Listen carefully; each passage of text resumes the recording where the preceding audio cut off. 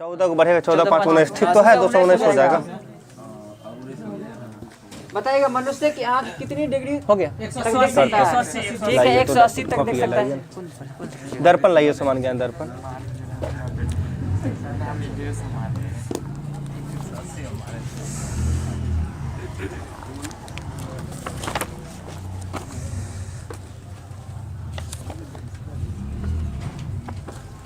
बताइएगा राजस्थान में स्थित बागौर जो है ये किस राज्य में पड़ता है?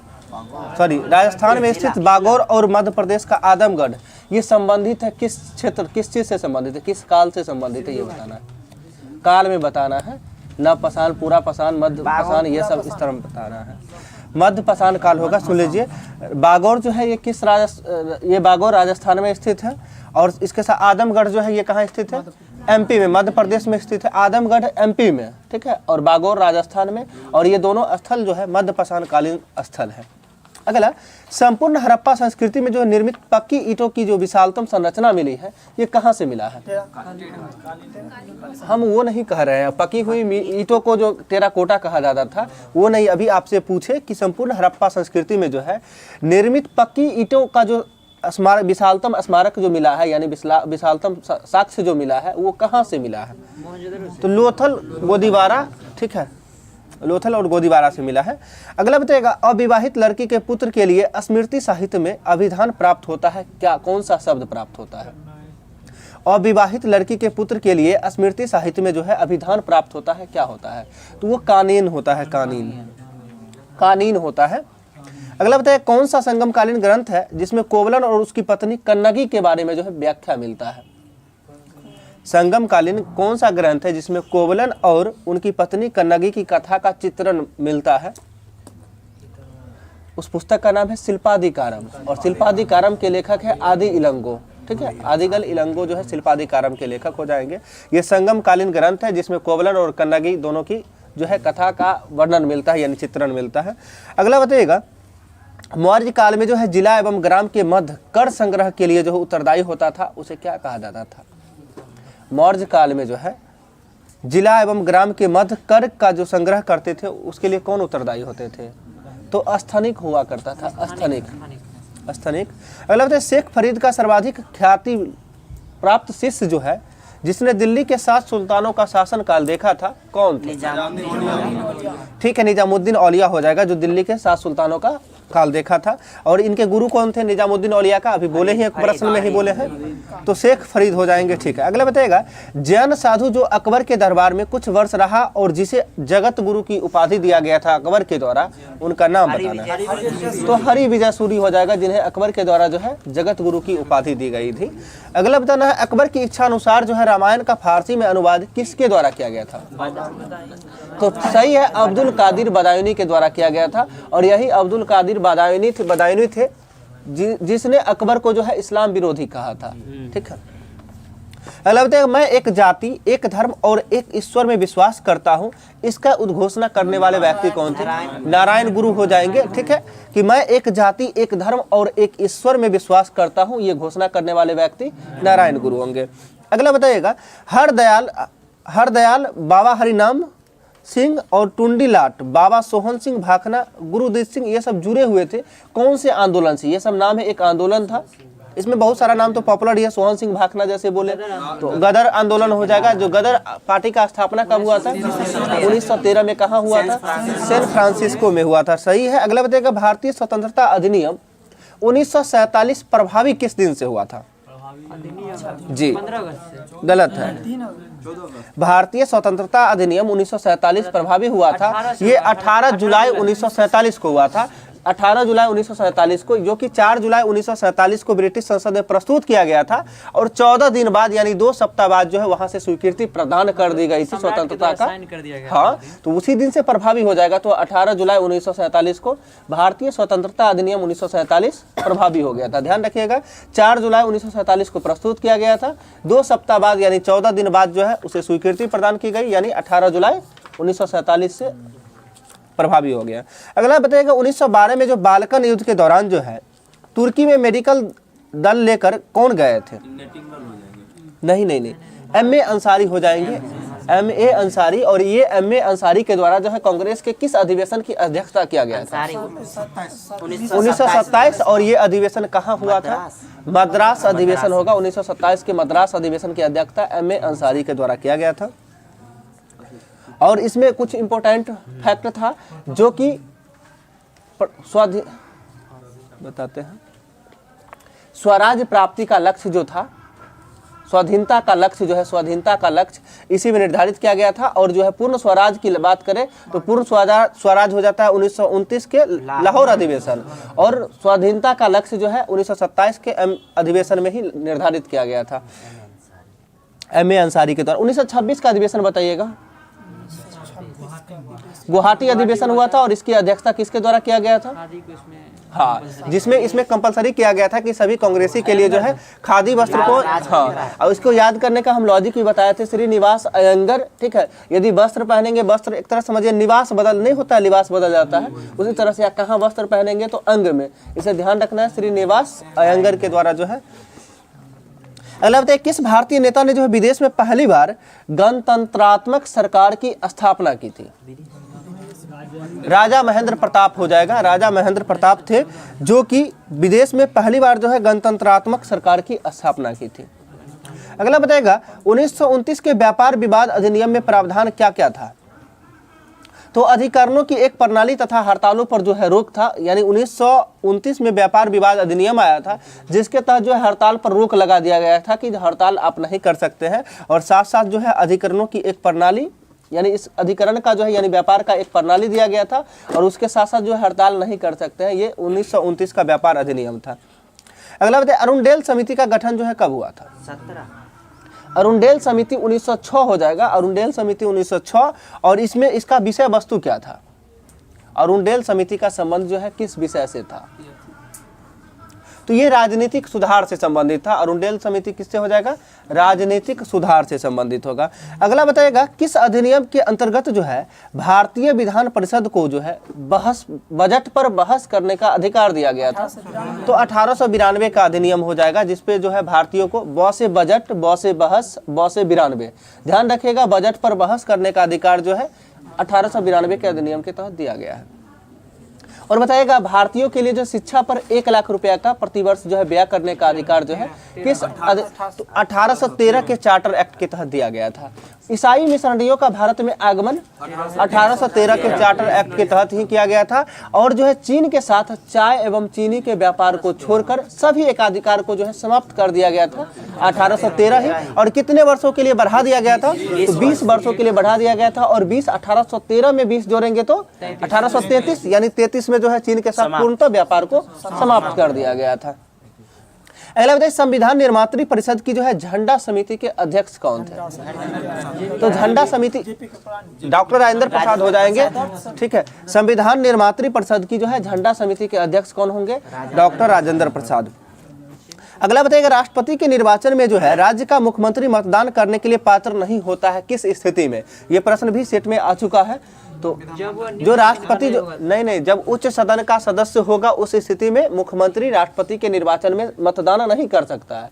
ध्यान रखिएगा, मुख्यमंत्री राष्ट्रपति के निर्वाचन में तब मतदान नहीं करेगा जब वह उच्च सदन के सदस्य होंगे। ठीक है, और बाकी हाँ विधान परिषद के सदस्य होंगे। तो अगला बताइएगा, नियंत्रक एवं महालेखा परीक्षक की नियुक्ति जो है राष्ट्रपति द्वारा होती है, अपने पद से उसे हटाया जाता है किसके द्वारा हटाया जाता है? वो दोनों सदनों की जो है स्वीकृति के आधार पर हटाया जाता है। ठीक है, अगला बताइएगा, भारत सरकार ने जो है वन संरक्षण अधिनियम कब पारित किया था? इतना आसान क्वेश्चन हम समझ रहे थे कि बेकार पूछ दिए हैं। ठीक है, देखिए हम याद भी करवाए थे। आप जानते हैं पहले वन्य जीव यानी जीव रहेगा तब वन की बात करेंगे ना, इसमें कंफ्यूजन होता था। तो वन संरक्षण की यदि बात होता है, इससे पहले वन्य जीव याद रखिएगा। तो वन्य जीव संरक्षण 1972 है। ठीक है, पहले वन्य जीव संरक्षण और 1980 में वन संरक्षण होता है। तो याद जब हो जाता है दोनों तो कंफ्यूजन होता है कि 72 होगा कि 80 होगा, दोनों मिलता जुलता ही है। तो वन्य जीव संरक्षण अधिनियम जो है 1972 होगा, वन संरक्षण अधिनियम 1980 हो जाएगा और पर्यावरण संरक्षण अधिनियम 1986 हो जाएगा। ठीक है, पर्यावरण संरक्षण अधिनियम 1986 हो जाएगा। ये 3-4 है, इसमें बहुत कन्फ्यूजन होता है, ध्यान रखिएगा इसको, ठीक है। अगला बताइएगा, उच्चतम न्यायालय के न्यायाधीश का वेतन निर्धारण किया जाता है किस अनुच्छेद के तहत? 125 के तहत मिलता है, 125 के 1 के तहत मिलता है। और इसके वेतन को निर्धारण कौन करता है? तो संसद के द्वारा निर्धारण किया जाता है, ठीक है। अगला बताइएगा, भारत के सर्वोच्च न्यायालय ने जो है किस वर्ष न्यायाधीशों की नियुक्ति के लिए कॉलेजियम व्यवस्था को अपनाया था? न्यायाधीशों की नियुक्ति के लिए जो है किस वर्ष जो है कॉलेजियम व्यवस्था को अपनाया था? तो 1993 हो जाएगा, 1993। अब ये समझना है कॉलेजियम व्यवस्था को अपनाने का मतलब क्या हुआ। तो ये समझिएगा, जिस स्थिति में जो है होता क्या है कि जो सर्वोच्च न्यायालय के मुख्य न्यायाधीश की नियुक्ति जो होती है वो हमेशा वरिष्ठ सदस्यों की होती है, यानी जो उसमें सबसे वरिष्ठ होंगे वही मुख्य न्यायाधीश बनेंगे। यदि उस स्थिति को इग्नोर करके मन है किसी हम दूसरे सदस्य को बनाया जाए, ठीक है, तो कोई दूसरा व्यक्ति बनेंगे। तो पहला बार ऐसा हुआ भी था, जो 3 वरिष्ठ न्यायालयों को छोड़ के जो है 3 वरिष्ठ न्यायालयों को छोड़ के एक अन्य न्यायाधीश 3 वरिष्ठ न्यायाधीश के अलावा जो है उसके चौथा स्थान पे जो आते थे उन्हें मुख्य न्यायाधीश बना दिया गया था। वो 1993 में ही हुआ था पहली बार ऐसा। 1993 में पहली बार ऐसा हुआ था कि 3 वरिष्ठ न्यायाधीश के रहने के बावजूद भी मुख्य न्यायाधीश जो बनाया गया था चौथे स्थान पे जो आते थे उन्हें बनाया गया था। ऐसे हमेशा जो है सबसे वरिष्ठ जो होते हैं उन्हें बनाया जाता है। अधिनियम 92 में आया था, कौन सी का? 1993 बोले हम। कॉलेजियम व्यवस्था को कब अपनाया था? तो 1993 हो जाएगा। अगला बताइएगा, प्रतिवर्ष जो है 13 फरवरी को किसकी स्मृति में जो है महिला दिवस मनाया जाता है? तो सरोजिनी नायडू की स्मृति में महिला दिवस मनाया जाता है। अंतर्राष्ट्रीय महिला दिवस बताइए कब मनाया जाता है? तो 8 मार्च को अंतर्राष्ट्रीय महिला दिवस मनाया जाता है। हाँ, 8 मार्च को मिर्गी दिवस भी मनाया जाता है। 13 फरवरी को मिर्गी दिवस मनाया जाता है, सही है। अगला बताइए, सागरीय भूकंपों द्वारा जो उत्पन्न लहरें होती है उसे क्या कहा जाता है? सुनामी कहा जाता है, ठीक है। अगला बताइएगा, संयुक्त राज्य अमेरिका के किस क्षेत्र में को जो है टॉर्नेडो एली कहा जाता है? नहीं, ये हम अभी क्वेश्चन पूछे, संयुक्त राज्य अमेरिका के किस क्षेत्र को जो है टॉर्नेडो एली कहा जाता है? तो वो मिसिसिपी का मैदान होता है। मिसिसिपी और मिसौरी नदी है ना, उसी के बीच का मैदान जो है मिसिसिपी का मैदान, उस मैदान को जो है टॉर्नेडो एली कहा जाता है। अगला बताइएगा, भारत में सर्वाधिक दूध देने वाली बकरी कौन सी है? बकरी का नस्ल बकरी बोले हैं जमुनापारी हो जाएगा, सही आंसर जमुनापारी होगा, ठीक है। अगला बताइएगा, एक जनजाति जो सरहुल त्योहार मनाती है, ये सरहुल त्योहार मनाने वाली जनजाति कौन सी है? तो मुंडा जनजाति हो जाएगा। मुंडा जनजाति के द्वारा जो है सरहुल त्योहार मनाया जाता है, झारखंड की है। अगला बताइएगा, भारत में जो है भारतवर्ष में सर्वाधिक वर्षा होता है तो कहाँ होता है? मेघालय में, मानसीराम मेघालय, ठीक है। देखा बैरोमीटर में जो है यदि पारे का तल अचानक गिर जाता है तो उस स्थिति में क्या होगा? आंधी तूफान आएगा। यदि धीरे धीरे ऊपर जाता है तो मौसम साफ होने की बात प्रतीत होता है। अगला बताइएगा, टाइफून चक्रवात जो आता है ये किस सागर में आता है? चीन सागर होगा, चीन सागर हो जाए, यानी वैसे भी टाइफून चीन में कहा जाता है, तो टाइफून जो है चीन सागर में आ जाएगा, ठीक है। अगला बताइएगा,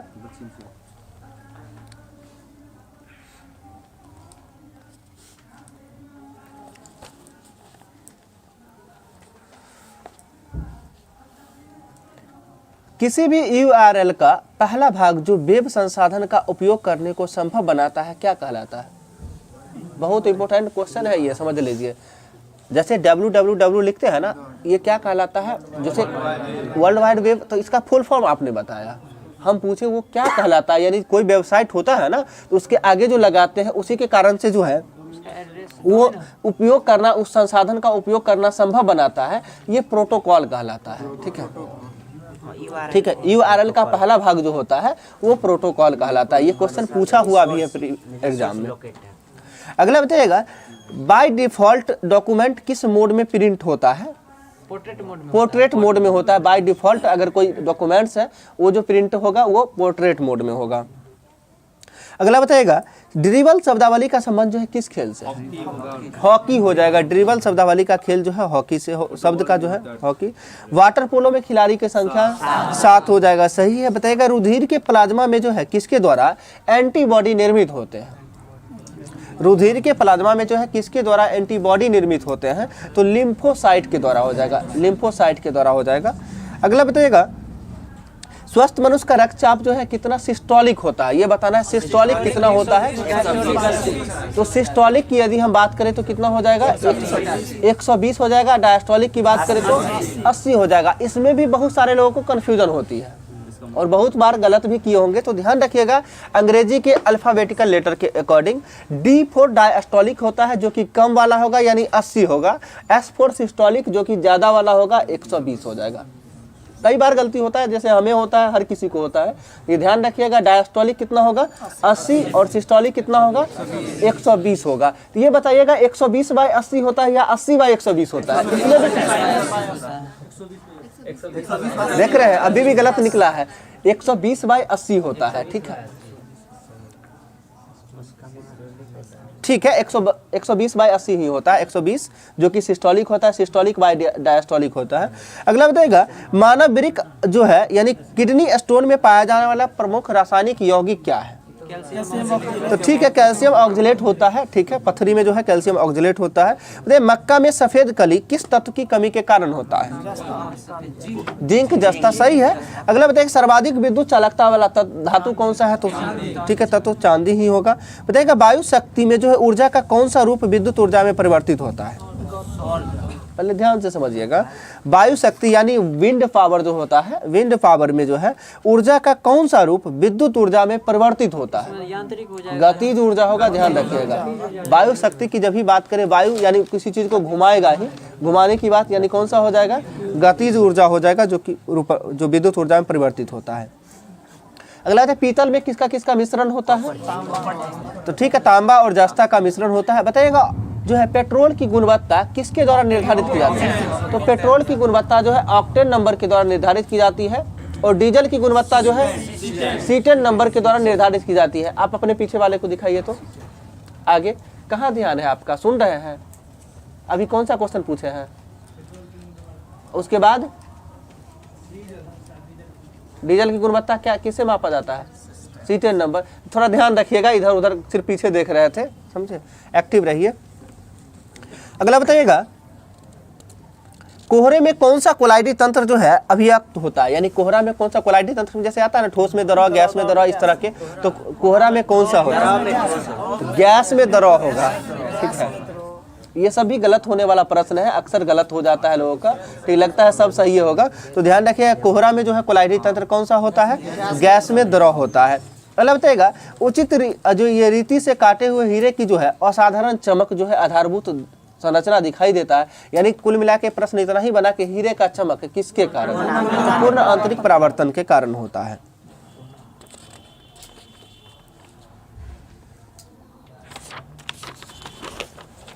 लूसेंट पूछ रहे थे, दीजिए थोड़ा सा लूसेंट। बताइएगा बेगम अख्तर जो है गायन की किस शैली से संबंधित है? गजल। तो ठीक है, गजल से हो जाएगा, गजल गायकी थी बेगम अख्तर। अगला बताइएगा रचनाकार स्टैनली का मुख्य कॉमिक चरित्र कौन सा है? स्पाइडरमैन हो जाएगा। स्पाइडरमैन जो है स्टैनली के द्वारा लिखा गया है। इस्लाम धर्म के प्रवर्तक हजरत मोहम्मद साहब के मक्का से मदीना जाने के दिन जो है कौन सा संवत प्रारंभ हुआ था? हिजरी संवत कब हुआ था? 622। ठीक है, बताइए मोहन महापात्र का संबंध जो है किस नृत्य से है? ओडिसी हो जाएगा। मोहन महापात्र का जो संबंध है वो किस नृत्य से है? ओडिसी नृत्य से हो जाएगा। अगला बताइएगा बंकिम चंद्र चटर्जी के किस उपन्यास में संथाल विद्रोह का वर्णन मिलता है? तो आनंद मठ में मिलता है। ठीक है, अगला बताइएगा कैसिल कोंडोल्फो, ठीक है, कैसिल कोंडोल्फो जो है किस देश के राष्ट्रपति का आवास है? जी फ्रांस, बिल्कुल सही आंसर है, फ्रांस के हो जाएगा। अगला बताइएगा एयरफोर्स फ्लाइंग कॉलेज जो स्थित है कहाँ स्थित है? एयरफोर्स फ्लाइंग कॉलेज जोधपुर, बिल्कुल सही आंसर होगा, जोधपुर हो जाएगा। ठीक है, अगला बताइएगा किस वंश के सम्राट जो है सिन हुआंगली ने जो है चीन की महान दीवार का निर्माण करवाया था? हाँ, हम अभी पूछे किस वंश का, तो सीन वंश का था, सीन वंश का था। ठीक है, बताइए बर्लिन का द्वार, बर्लिन के दीवार को जो कब ध्वस्त किया गया था? 1989 सही होगा, बर्लिन की दीवार को ध्वस्त किया गया था 1989 में। अगला बताइएगा सेरिक एपी कल्चर में जो है किसका अध्ययन किया जाता है? एपी कल्चर में मधुमक्खी पालन हो जाएगा। ठीक है, पीसी कल्चर में बताइएगा मत्स्य पालन हो जाएगा। ठीक है, माइकोलॉजी कवकों का अध्ययन और शैवाल का अध्ययन को फाइकोलॉजी कहा जाता है। ठीक है, फूलों की खेती बताइएगा, तो फूलों की खेती फ्लोरिकल्चर हो जाएगा, फूलों की खेती की बात की है। ठीक है, आगे बताइएगा फलों की खेती जो है, देखिए फलों की खेती जो है फ्लोरिकल्चर के अंतर्गत ही आता है, जैसे फूल की और फलों कहलाता है। फलों का खेती लेकिन नहीं दिया हुआ है कहीं पे ना, लॉजी तो अध्ययन होता है, पोमोलॉजी में जो है फलों का अध्ययन होता है। ठीक है, और नीथोलॉजी बताइएगा क्या है, मछली ज्यादा है, ठीक है, ठीक है, और नीथोलॉजी जो है पक्षियों का अध्ययन है, और मछलियों का अध्ययन की बात करें तो इक्थियोलॉजी हो जाएगा, और मत्स्य पालन होगा पिसीकल्चर हो जाएगा। ठीक है, देखिए सिल्वीकल्चर में किसका, ठीक है, काष्ठी पेड़ों का संवर्धन हो जाएगा। हॉर्टिकल्चर बागवानी यानी उद्यान विज्ञान होगा। ठीक है, बताइएगा जीवधारियों का वर्गीकरण जो है, यानी आधुनिक वर्गीकरण का पिता जो है किसे कहा जाता है, आधुनिक वर्गीकरण का पिता जो है किसे कहा जाता है, लिनियस को कहा जाता है, कैरोलस लिनियस को कहा जाता है। ठीक है, और जीवधारियों का जो है 5 जगत वर्गीकरण जो है ये किसके द्वारा किया गया था, तो व्हिटकर के द्वारा किया गया था, व्हिटकर के द्वारा किया गया था 5 जगत वर्गीकरण। ठीक है, मोनेरा, प्रोटिस्टा, पादप, कवक और जंतु हो जाएगा 5। ठीक है, उसी में आ जाता है मोनेरा, प्रोटिस्टा, पादप, कवक और जंतु। बताइएगा वर्गीकरण की आधारभूत इकाई जो है किसको माना गया, जाति को। ऐसे वर्गीकरण की आधारभूत इकाई यानी बात करें वर्गीकरण जो किया गया था कितने आधार पे, तो 2 आधार पे किया गया था। ठीक है, तो जैसे कि जाति और वंश होता है, तो जाति और वंश, और इसे याद करने का भी लॉजिक बना लीजिएगा। जैसे कि हम समाज में जो बांटा जाता है तो जाति के आधार पे ही ना बांटा जाता है, इंग्लिश में इसी को स्पेसीज कहा जाता है। तो वर्गीकरण का आधारभूत इकाई जो है स्पेसीज हो जाएगा, यानी जाति हो जाएगा।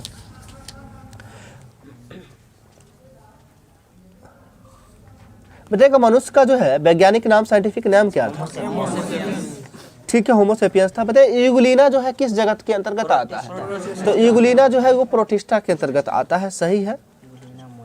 देखिए जो है कवकों की कोशिका भित्ति किसकी बनी होती है, काइटिन की बनी होती है। ठीक है, सरसों का साइंटिफिक नाम बताइएगा तो,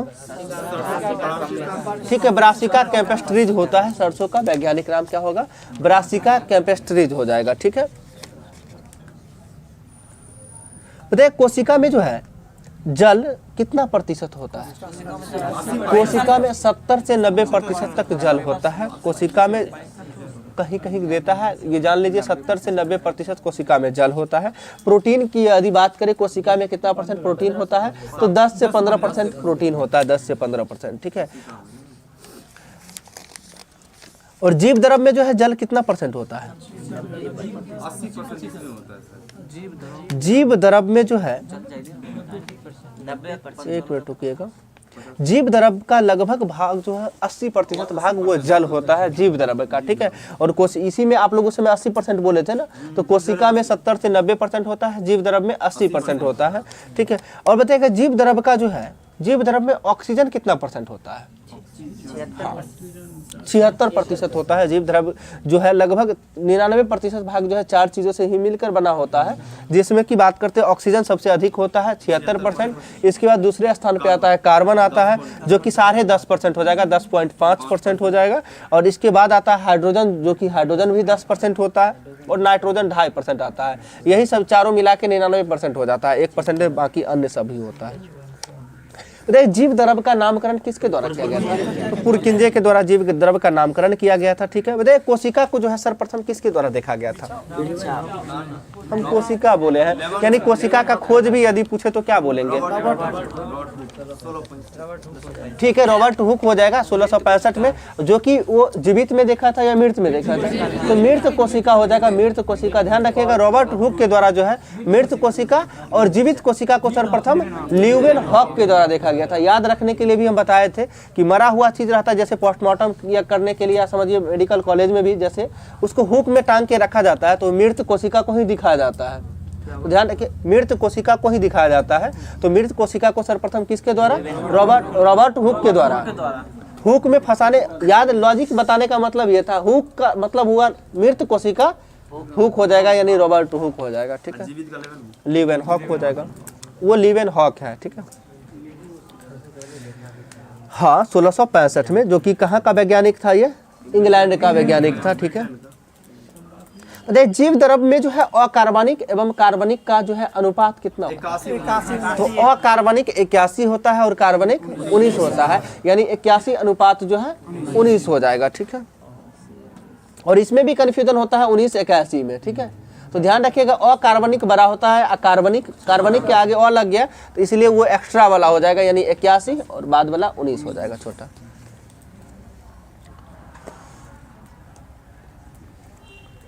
कोशिका कितने प्रकार की होती है? 2 प्रकार का, प्रोकैरियोटिक और यूकैरियोटिक हो जाएगा, ठीक है। अगला बताइएगा कोशिका सिद्धांत जो है किसके द्वारा दिया गया था? स्लाइडेन एवं स्वान के द्वारा दिया गया था कोशिका सिद्धांत, जो 1838-39 में दिया था, ठीक है। कोशिका विभाजन को जो है सर्वप्रथम किस व्यक्ति के द्वारा देखा गया था? तो कोशिका विभाजन को सर्वप्रथम बिरचाऊ के द्वारा देखा गया था, 1855 में देखा गया था, ठीक है। और जिसमें जो है जीवाणु में जो है कौन सा विभाजन होता है? जीवाणु में कौन सा विभाजन होता है? असूत्री विभाजन होता है। जैसे जीवाणु की यदि बात करें, नीलहरित शैवाल, यीस्ट, अमीबा, प्रोटोजोआ, ये सभी में जो है असूत्री विभाजन होता है। बताइएगा समसूत्री विभाजन को जो है सर्वप्रथम किस व्यक्ति के द्वारा देखा गया था? समसूत्री विभाजन को सर्वप्रथम किस व्यक्ति के द्वारा देखा गया था? तो वाल्थर फ्लेमिंग के द्वारा देखा गया था, 1872 में होगा, सॉरी 1879 हो जाएगा। समसूत्री विभाजन का 1879 में वाल्थर फ्लेमिंग के द्वारा, ठीक है।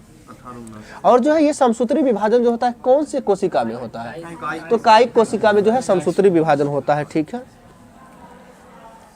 और अर्धसूत्री विभाजन जो है किस कोशिका में होता है? तो वो जनन कोशिका में होता है। अर्धसूत्री विभाजन जो है जनन कोशिका में होता है। और सर्वप्रथम जो है अर्धसूत्री विभाजन के बारे में जो है, यानी विभाजन को नाम जो है किसके द्वारा दिया गया था? फॉर्मर और मूरे के द्वारा जो है अर्धसूत्री विभाजन का नाम दिया गया था, ठीक है। 1905 में हो जाएगा, ठीक है। और अर्धसूत्री विभाजन की खोज जो है किस व्यक्ति के द्वारा किया गया था? देखिए आज याद हो जाएगा, पूरा हम याद करवा देंगे, बड़ी कंफ्यूजन होता है। तो अर्धसूत्री विभाजन का खोज जो किसके द्वारा किया गया था? बीजमैन के द्वारा किया गया था। और इसके बारे में जो है व्याख्या से जो है वर्णन किसके द्वारा किया गया था? स्ट्रासबर्गर के द्वारा किया गया था। इसको याद कैसे रखेंगे, ध्यान रखिएगा। मूरे फॉर्मर एवं मूरे समझ रहे, तो मूरे मतलब मूली समझते हैं ना, जैसे आम बोलचाल की भाषा मुरई बोलते हैं, ठीक है, तो वो समझिएगा। तो मूली होने के लिए क्या चाहिए? बीज चाहिए, तो ठीक है बीज चाहिए। तो ये ध्यान रखिएगा, इसका जो है सर्वप्रथम खोज करने वाला व्यक्ति कौन था? बीजमैन हो जाएगा। इसके बारे में सर्वप्रथम देखा किसने था? तो फॉर्मर एवं मूरे के द्वारा देखा गया था।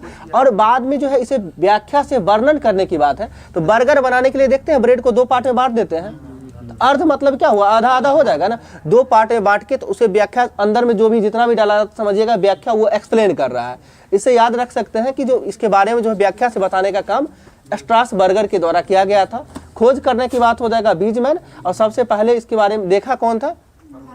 तो फॉर्मर और मूरे, ये तीनों साइंटिस्ट का नाम है। अब बड़ी कंफ्यूजन होता है इसमें, ठीक है। ये अर्धसूत्री विभाजन इंपोर्टेंट भी है और इसका जो है लैंगिक जनन से संबंधित, यानी जनन कोशिका में जो है, जनन कोशिका में इसका प्रयोग होता है, यानी जनन कोशिका में होता है यह विभाजन। अगला बताइए अर्धसूत्री विभाजन जो है कितने चरणों में संपन्न होता है? 3 चरण। अर्धसूत्री विभाजन 2 चरणों में संपन्न होता है, ठीक है, ठीक है। अर्धसूत्री फर्स्ट और अर्धसूत्री सेकेंड होता है, ठीक है। और अर्धसूत्री विभाजन प्रथम जो होता है ये जो है 4 भागों में होता है, 4 भागों में होता है, ठीक है।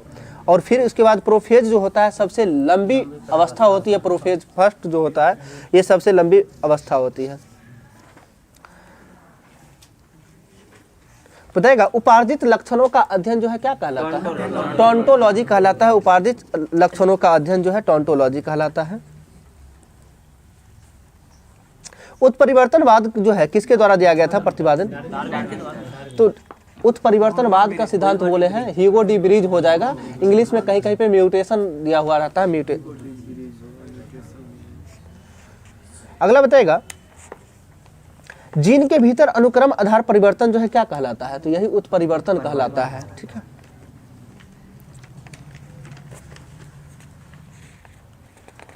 आनुवांशिकता के बारे में जो है सर्वप्रथम जानकारी किस व्यक्ति के द्वारा दिया गया था?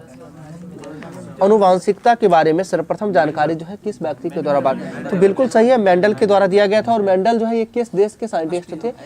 ऑस्ट्रिया का था, ना कि ऑस्ट्रेलिया का, ऑस्ट्रिया का साइंटिस्ट थे ये।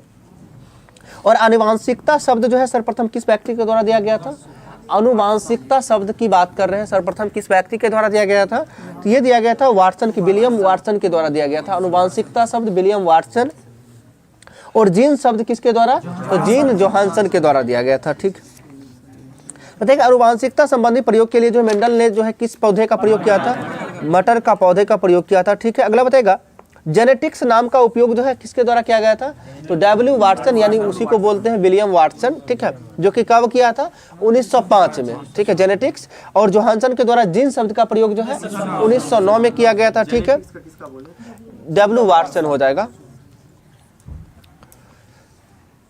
बताएगा जीवधारी का जो लक्षण जो है प्रत्यक्ष रूप से दिखाई पड़ते हैं वो क्या कहलाते हैं?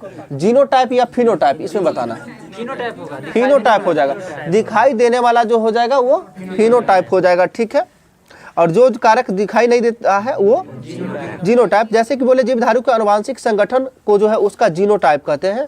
ठीक है, जो कि कारकों यानी जीन का बना होता है, जीनोटाइप। ठीक है, जीवधारी के आनुवांशिक संगठन को जो है जीनोटाइप कहा जाता है, और जो कारक दिखाई नहीं देता है उसे फिनोटाइप कहा जाता है।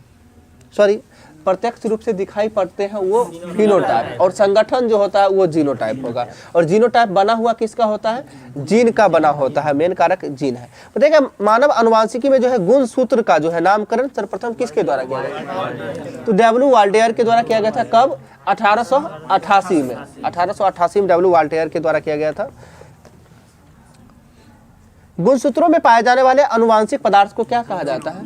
तो जीनोम कहा जाता है, जीनोम कहा जाता है। गुणसूत्र में पाए जाने वाले अनुवांशिक पदार्थ को जीनोम कहा जाता है। तो एस्केरिस में गुणसूत्र की संख्या कितना होता है? 1 या 2। एस्केरिस में 2 होता है, 1 या 2 नहीं, 2 होता है।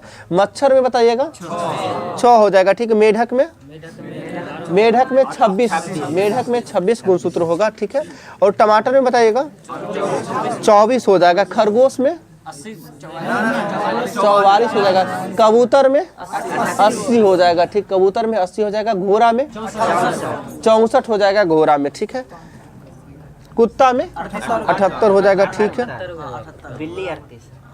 बिल्ली 38 हो जाएगा। चूहा 40 हो जाएगा। ठीक है,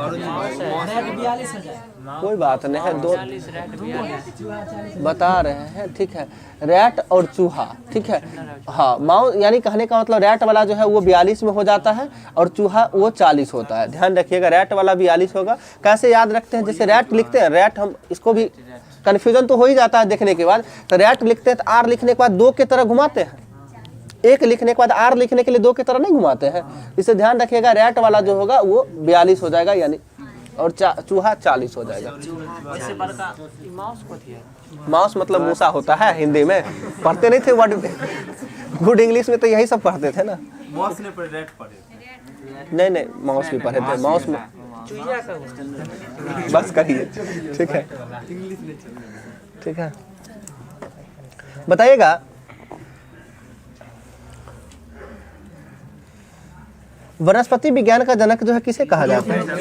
थियोफ्रेस्टस को कहा जाता है। और बताइएगा पादपों का वर्गीकरण जो है किसके द्वारा किया गया था? वनस्पति जगत का वर्गीकरण, यानी वनस्पति जगत का वर्गीकरण जो है किसके द्वारा किया गया था? एक्लर के द्वारा किया गया था।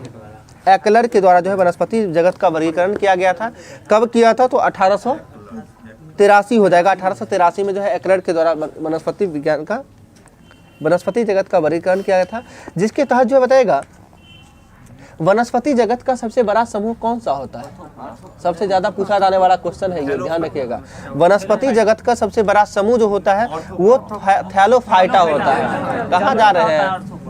जंतु में ऑर्थोपोडा होता है। हम अभी पूछे जंतु, वनस्पति जगत का सबसे बड़ा समूह थैलोफाइटा हो जाएगा। ठीक है, और थैलोफाइटा समूह में जो है उत्तक होता है या नहीं होता है ये बताना है। तो थैलोफाइटा समूह में जो है उत्तक नहीं होता है। ठीक है, अगला क्वेश्चन बताइएगा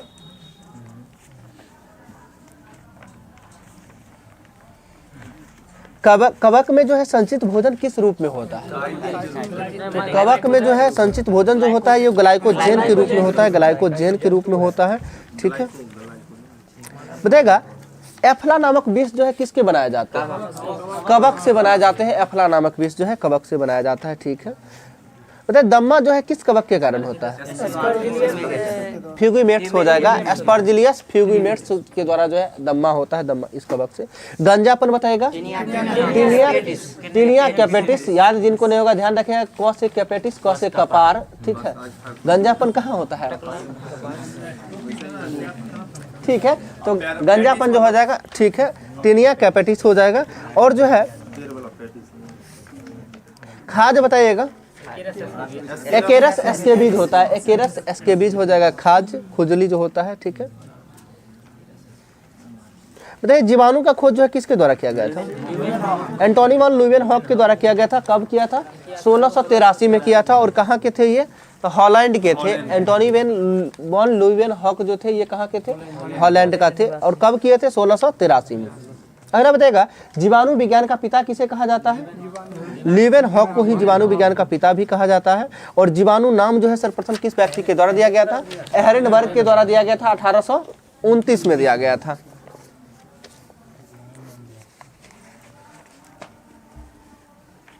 बताएगा सबसे सरल स्थलीय पौधा जो है किस समूह का पौधा होता है?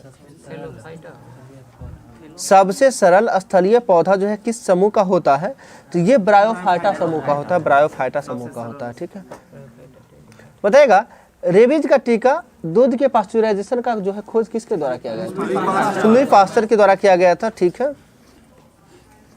बताइए कॉलरा तथा तपेदिक के जीवाणुओं की खोज जो है किसके द्वारा किया गया था? रॉबर्ट कोच के द्वारा किया गया था, रॉबर्ट कोच के द्वारा किया गया था कॉलरा तथा तपेदिक के जीवाणुओं का खोज। और एक है जर्म सिद्धांत, ये किसके द्वारा दिया गया था? हाँ, जर्म सिद्धांत, यानी रोगों का जो है रोग का जर्म सिद्धांत जो है रॉबर्ट कोच के द्वारा ही दिया गया था, रोग का जर्म सिद्धांत, ठीक है। Robert Koch.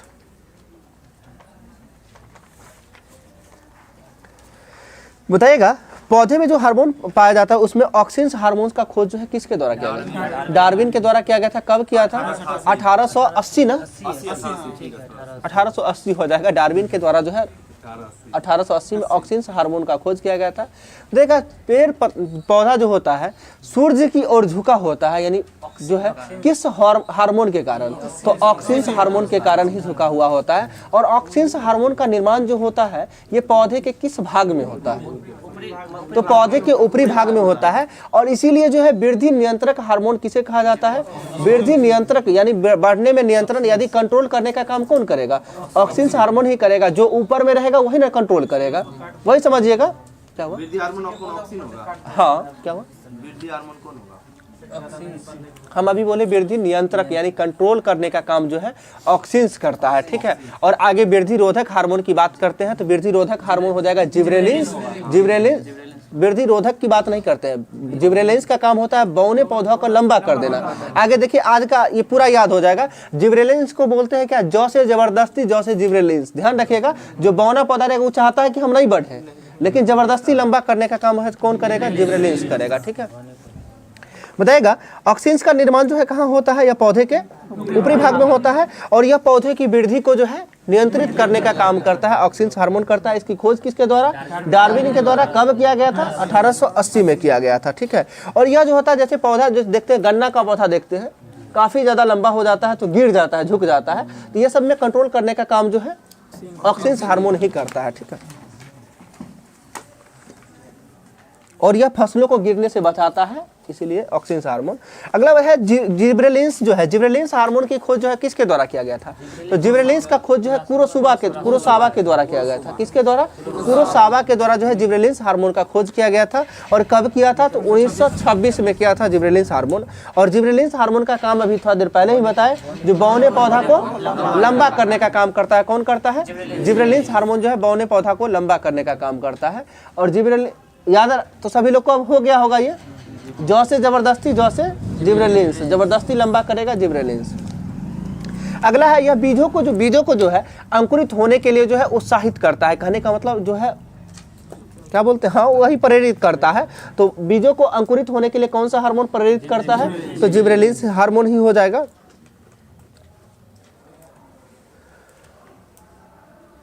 जिबरेलिन्स जो हार्मोन है ये प्रायः किससे निकाले जाते हैं? तो ये कवक से निकाले जाते हैं, यानी जिबरेलिन्स हार्मोन जो है ये कवक से प्राप्त किए जाते हैं। अगला है साइटोकाइनिन, और साइटोकाइनिन का खोज जो है किसके द्वारा किया गया था? मिलर के द्वारा। देखिए साइट मतलब होता है मिलना, देखना ही होता है, एक तरह से नज़ारा तमाशा होता है साइट मतलब। इसे ध्यान रखेंगे, साइटोकाइनिन यानी किसी को देखेंगे इसका मतलब मिलेंगे, ठीक है। तो इस ध्यान रखिएगा साइटोकाइनिन के खोजकर्ता मिलर हो जाएंगे, और मिलर के द्वारा कब किया गया था? 1955 में किया गया था, सही है। और इसका नामकरण जो है लिथाम के द्वारा, ठीक है। और साइटोकाइनिन का काम भी होता है, यह बौने पौधा को जो है लंबा करने का काम करता है, जो कि जिबरेलिन्स हार्मोन के समान काम करता है, ठीक है। और साइटोकाइनिन हार्मोन क्या करता है? यह आरएनए एवं प्रोटीन बनाने में जो है सहायक होने वाला एंजाइम है।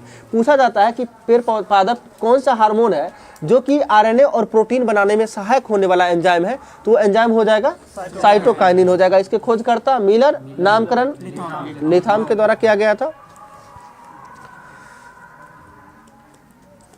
और दिया हुआ भी है, यह प्राकृतिक रूप से ऑक्सीन्स के साथ मिलकर काम करते हैं। यह ऑक्सीन्स की उपस्थिति में कोशिका विभाजन और विकास में मदद करता है।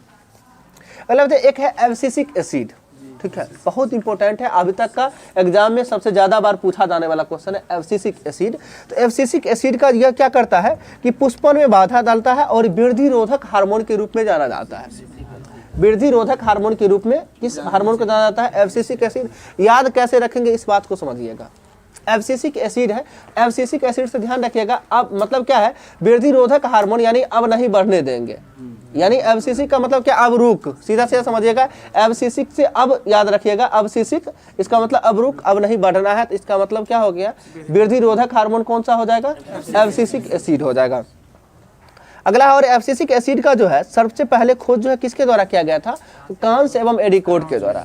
याद रखने का इसका भी लॉजिक बना सकते हैं कि कांस एवं एडिकोट, ठीक है।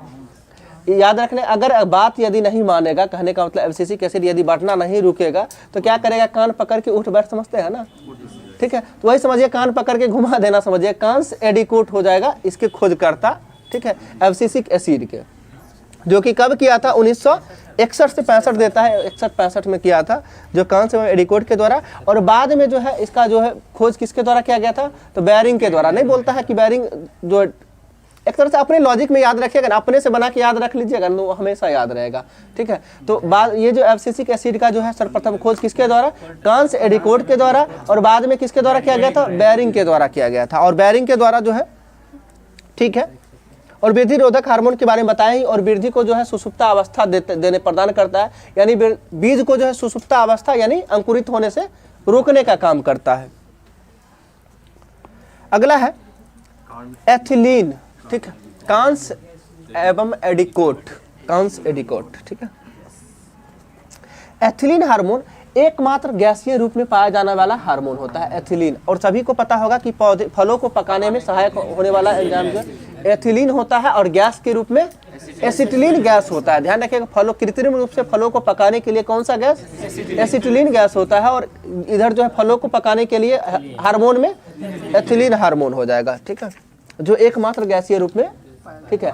और एथिलीन हार्मोन का खोज जो है किसके द्वारा किया गया था? तो बर्ग के द्वारा किया गया था। कब किया था? तो बौ से बर्ग, बौ से 62। ध्यान रखिएगा, एथिलीन हार्मोन का खोज जो है बर्ग के द्वारा 1962 में।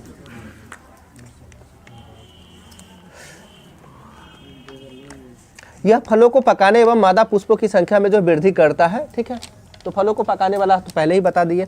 अगला है फ्लोरेजेंस हार्मोन, और इसके बारे में पूछा जाता है कि फूल खिलाने वाला हार्मोन कौन सा है? तो फ्लोरेजेंस हो जाएगा, फूल खिलाने वाला हार्मोन जो है फ्लोरेजेंस हार्मोन हो जाएगा, ठीक है। और फ्लोरेजेंस हार्मोन जो है ये कहाँ बनता है, किस भाग में बनता है? पेड़ के या पौधे के जो है पत्ती में बनता है। फ्लोरेजेंस हार्मोन जो है कहाँ बनता है? पत्ती में बनता है, और फिर फूल खिलाने में मदद करता है, ठीक है। अगला है ट्राउमेट्रिन हार्मोन, ठीक है, ट्राउमेट्रिन हार्मोन। और ट्राउमेट्रिन हार्मोन को कहा जाता है घाव भरने वाला हार्मोन, ठीक है। घाव भरने वाला हार्मोन जो है किसे कहा जाता है? ट्राउमेट्रिन कहा जाता है। यह एक प्रकार का जो है डाइकार्बोक्सिलिक अम्ल होता है, यानी एक प्रकार का जो है डाइकार्बोक्सिलिक अम्ल होता है, और जो है ये पौधे को जख्म भरने में सहायक होता है, यानी घाव भरने वाला एंजाइम के रूप में जो है किसे जाना जाता है? हार्मोन के रूप में ट्राउमेट्रिन को जाना जाता है। रहने दे यहीं तक, लाइन करंट में पूछ देते हैं। छोड़ दे, तो रहने दीजिए, फिर 1 घंटा हमको उधर भी रखना है। रमेश जी